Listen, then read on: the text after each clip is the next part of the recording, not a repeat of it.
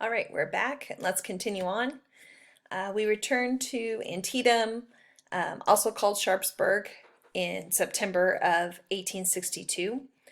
So a couple days before this battle, the Union troops are getting set into their lines and they find Robert E. Lee's battle plans wrapped around a couple cigars on the ground.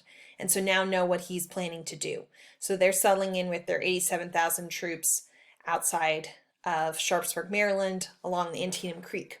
When the Confederate scouts under Jeb Mosby discover that the plans have been discovered, they replan. Lee reorganizes those troops and waits for the attack. He has 30,000. Now, the Union will take a victory at Antietam only because the Confederates withdrew from the battlefield because they took such disastrous losses. This was the bloodiest single day of the Civil War, with over 24,000 dead, wounded, and dying on the battlefield at this time. It was that tremendous day of loss. Lee will make his way south back into Virginia, and Lincoln will use this news coming out of at Antietam to quote unquote have a victory, and he will issue the Emancipation Proclamation, which we'll talk about later in this chapter, some of the details of that. Now, another profile we want to do here is Thomas Jonathan Stonewall Jackson. Jackson grew up in Virginia also. He had always struggled with his schooling, but his greatest desire was to enter West Point. He had a great faith, read his Bible daily, and asked for those under his command to also read the Bible daily. But before he could be in this command position as a general, he, as I said, really wanted to go to West Point. But all of the positions for that year were taken until he discovered that one of the students had dropped out. It was just too difficult. And so Stonewall Jackson joins late in the year. He's behind and has to catch up. So he spent every waking hour plus some getting himself caught up and moved from last in his class to in the number 17th. He would, after his years at the Academy at West Point, would go on to fight in battles.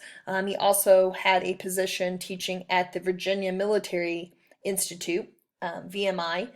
He had a unique teaching style. He was a brilliant with artillery, but as he taught, he memorized his presentation to the point that if a student stopped to ask him a question, he had to return to the very start of his lecture and recite it all the way through back up to that point to be able to answer the question, then go on. So his students quickly realized that never to ask him a question during his lectures or they would be there forever. As the Civil War begins, he shows his worth in many victories. He got his nickname at the first Bull Run, this as he was observed by another general that he was standing solidly, and so they said, "There stands Jackson like a stone wall." And so that nickname stuck with him throughout his career. Later on, he had a great victory at Chancellorsville, but as he was heading back to camp, he was shot by friendly fire and had to have his left arm amputated on May the 2nd. Robert E. Lee hears of his difficulties, and he says, Jackson has lost his left arm, but I my right. Jackson is recovering. They think he'll make a full recovery, but unfortunately, unbeknownst to them, he has succumbed to pneumonia. He was laid flat in bed, and fluids started pooling in his lungs, and he got pneumonia, and he died a few days later from that. And so they lost his command, but his tactics and artillery are still used today. Now, as we come to the later part of 1862, it's time to see where we're at. The Union sees about a year and a half into this conflict. They're no closer to capturing Richmond, have had no real victory. Most have been Confederate victories on this front. The Southern morale is raised. They're starting to become more confident in what they're doing, and that they could outlast the Northern advances. And the North is feeling just the opposite. They have much lower morale and are unsure of the future, with their many commanding officers being rotated out, trying to find the right person. There's also a lot of war weariness, which is a benefit to the South, as they just needed to hold that defensive position for as long as they could. And they are trying to hold out to get European powers like Britain to help with them. And so we'll continue to talk about that later, how they hoped Great Britain would come to their assistance. Now, the next battle that we're looking at is Battle of Gettysburg, which took place July 1st through 3rd of 1863. So we have General Meade for the Union Army, and Robert E. Lee is leading the Confederate forces. He's making, again, his way north into Union territory into Pennsylvania. And he needs that victory on Northern soil. Sharpsburg or Antietam had not been successful for him, but this was another attempt. Also, there was a push north to look for supplies, which we'll continue to talk about how the North had the supplies they needed and the South was very short in those supplies throughout the war. There was a great desire for shoes, and there was talk that many believed that they were looking for some of those things in Gettysburg.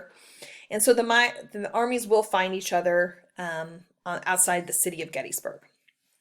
On the first day of the conflict, we have the Confederates pushing the Unions back behind their lines. So you can see the blue lines here represent the Union Army, and the red representing the Confederate forces.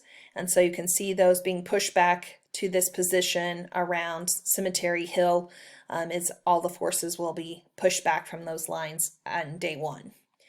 Day two, we see that Lee is going to attack on both flanks surrounding here, trying to come from all directions with his whole army, but still the Union is able to hold this position. On day three, we have the final attempt. This is a push at all parts of the line. You can see the spread forces here, and they're going at the very center of the troops here with Pickett's charge.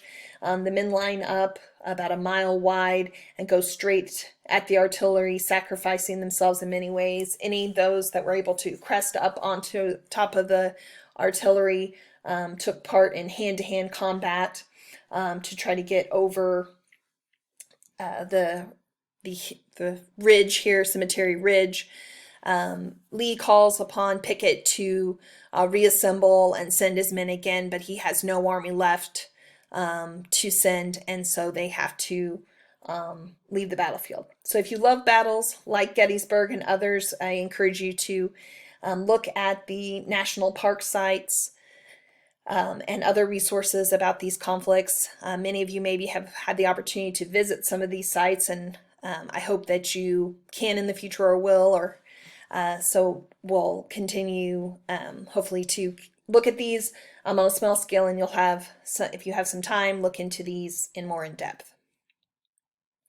So as the conflict comes to an end, Lee is going to return to Virginia. He has no forces to resupply.